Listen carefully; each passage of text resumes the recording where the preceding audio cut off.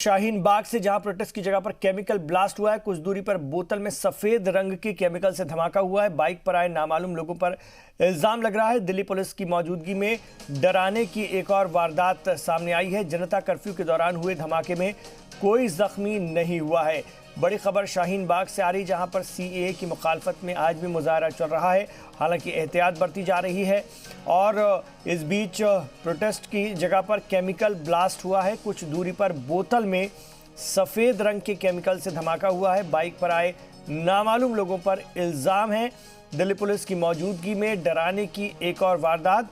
जनता curfew के दौरान हुए धमाके में कोई जख्मी नहीं। तो शाहीन बाग से ये बड़ी खबर, ये तस्वीरें भी आप देख रहे हैं, जहां पर एक बोतल में केमिकल भर करके फेंकने की कोशिश की गई और उससे धमाका हुआ। हालांकि कोई इसमें जख्मी नहीं हुआ है।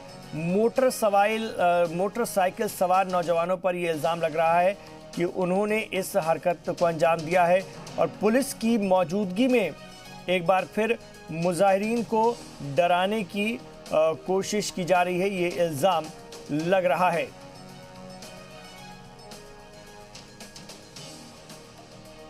तो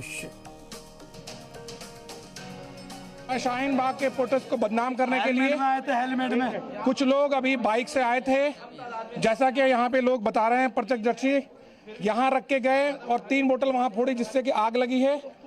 हमारे पास एक्सटिंग्विशर था, फायर एक्सटिंग्विशर था, जिससे कि बुझाई गई। आप मीडिया वालों ने देखा है ये, और इसकी जांच होनी चाहिए।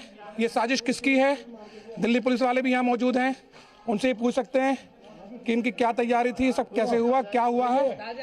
ये जनता कर्फ्यू का पालन किया जा रहा है और हम तमाम लोग रात से लगे हुए हैं। शांति बने, जनता कर्फ्यू का पालन हो, और पीछे से साजिश हो रही है।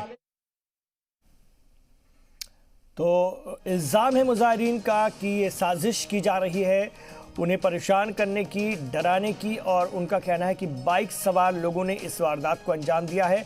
हालांकि इस वारदात में किसी के भी जख्मी होने की खबर नहीं है।